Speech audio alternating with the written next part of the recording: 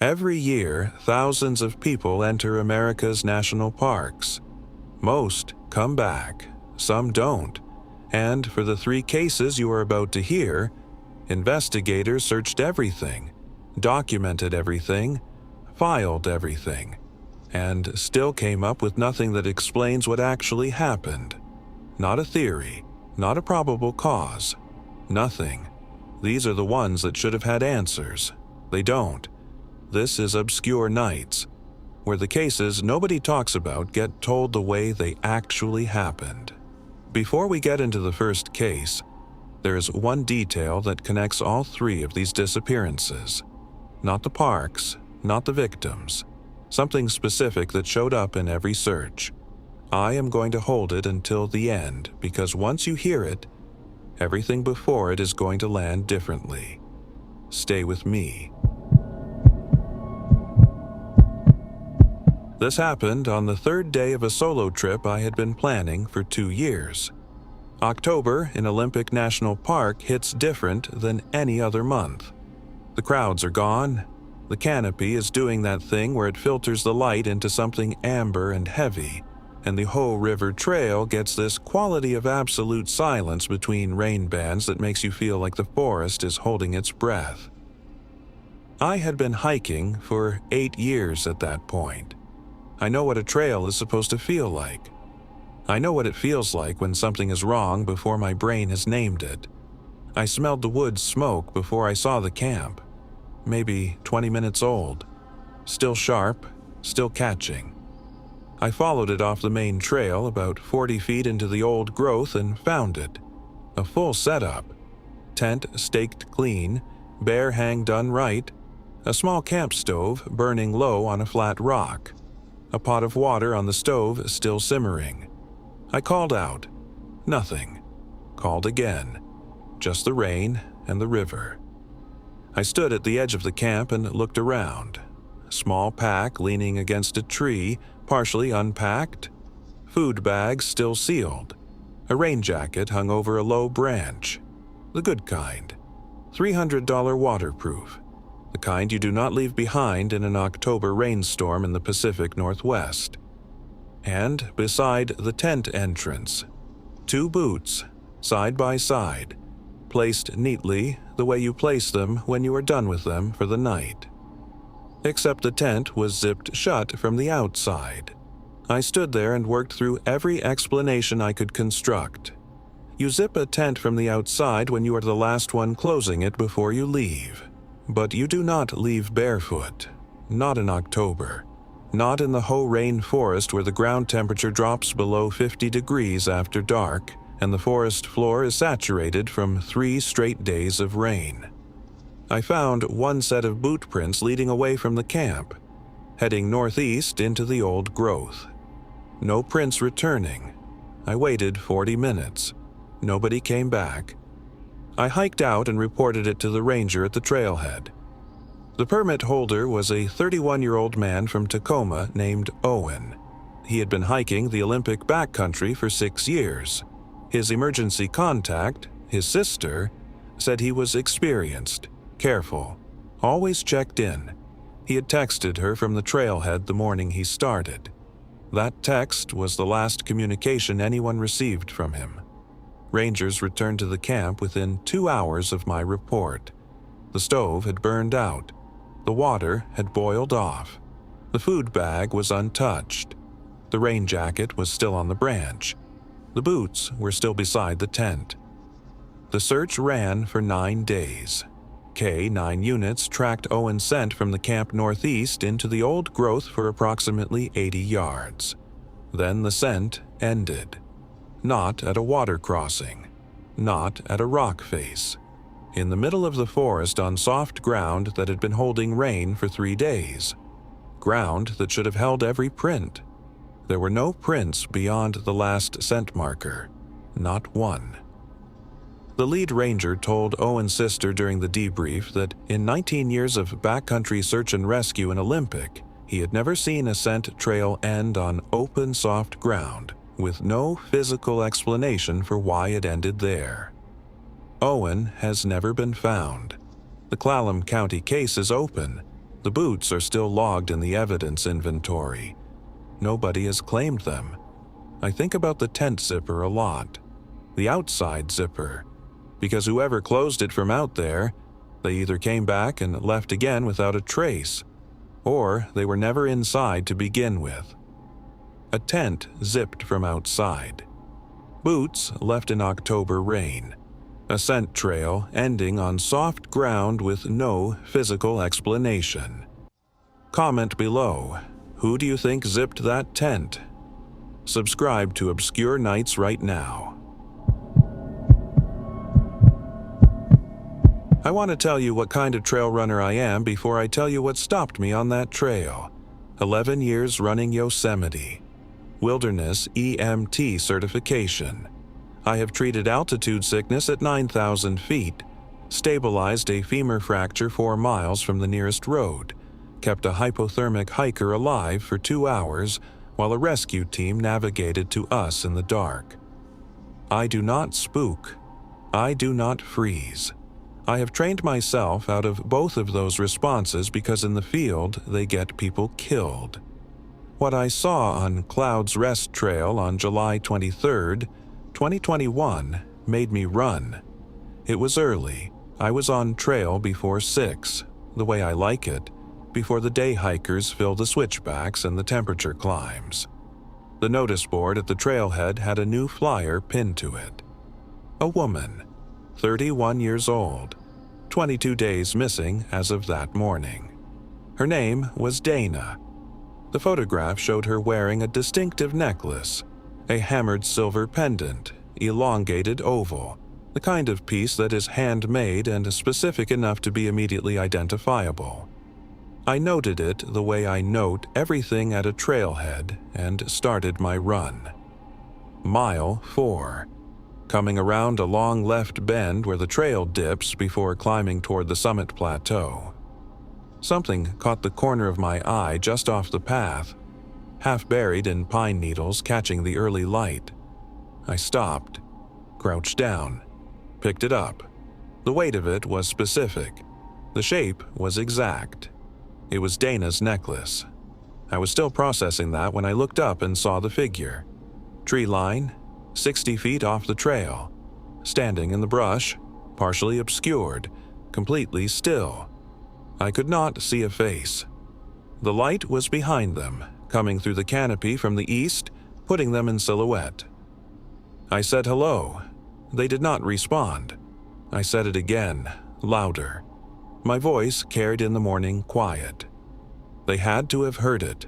They did not move, did not turn, did not speak, just stood there with the stillness of something that is not deciding whether to respond, but has already decided not to.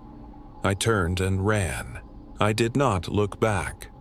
I have thought about that choice since, whether I should have stayed, should have approached, should have done something different. But 11 years of trail running and EMT work have given me one reliable rule. When your body makes a decision before your brain does, your body is usually right. I reached the trailhead and called 911. Rangers searched the area within the hour. No one in the tree line. No footprints in the soft soil at the base of the brush where the figure had been standing. No broken branches. No signs of passage. But the necklace was confirmed as Dana's. Evidence logged. Case updated. 11 months later, a trail crew working a maintenance route found Dana's remains at an elevation of 9,200 feet, 4 miles from where I found the necklace, in terrain that requires technical climbing equipment to access. Dana's permit was for a flat-day hike. She had no climbing gear. She had no technical equipment of any kind. The medical examiner listed cause of death as undetermined. The figure in the tree line was never identified. The ground where it stood left no trace of anyone being there. I still run Cloud's Rest. Not as early as I used to, and I do not stop when something catches the corner of my eye anymore. I have learned that some things on that trail are better not looked at directly. No footprints where the figure stood. remains found 4 miles away in terrain she had no equipment to access. Cause of death undetermined. Subscribe right now. The last case, a search and rescue veteran who wrote 4 words in his official report that he had never written in 12 years. 2 parks, 2 cases, a tent zipped from outside with no one barefoot in October rain, a figure in a tree line that left no trace of standing there. And we have not gotten to the one that a 12-year search and rescue veteran said had no explanation consistent with the evidence. If you are not subscribed to Obscure Nights, right now, this is the moment. Stay with me for the last case, because the detail I have been holding since the beginning of this video, the thing that connects all 3, is in this one. 12 years in search and rescue, over 200 operations, floods, falls, medical emergencies, recoveries. I stopped being surprised by what the wilderness does to people a long time ago. I have written the phrase, cause of death undetermined twice in 12 years. Once was a lightning strike with unusual secondary injuries. The other was the Smoky Mountain call in November 2020. And of the 2, the lightning case made more sense. We were called in on day 5 of an active search. A 43-year-old man named Elias, experienced backcountry hiker, 5 previous solo trips in the Smokies, emergency contacts notified, vehicle at the trailhead. He had not returned from a planned 5-day trip. We found his camp on day 2 of our involvement. I have seen a lot of camps. This one was perfect. Tent staked and guyed out properly. Sleeping bag inside, unzipped and laid out flat, the way it looks when someone got up from it and expected to come back. Bear canister sealed, hung at the correct height and distance. Stove, headlamp, water filter, food, all of it present, all of it organized. His journal was on top of the sleeping bag. Last entry dated the night before he went missing. Trail conditions, dinner, plans for the following morning. Normal, methodical. The journal of someone who expected to keep writing in it. Then I saw the watch, sitting on the flat rock beside the stove, face up, deliberately placed, stopped at 2:13 a.m. Our K9 handler ran the perimeter. The dog picked up Elias's scent immediately. Strong signal, she said, like he had been through there recently. She tracked it 180 yards northeast of camp, down a gentle slope, onto a flat section of trail in the middle of the forest. The dog sat down.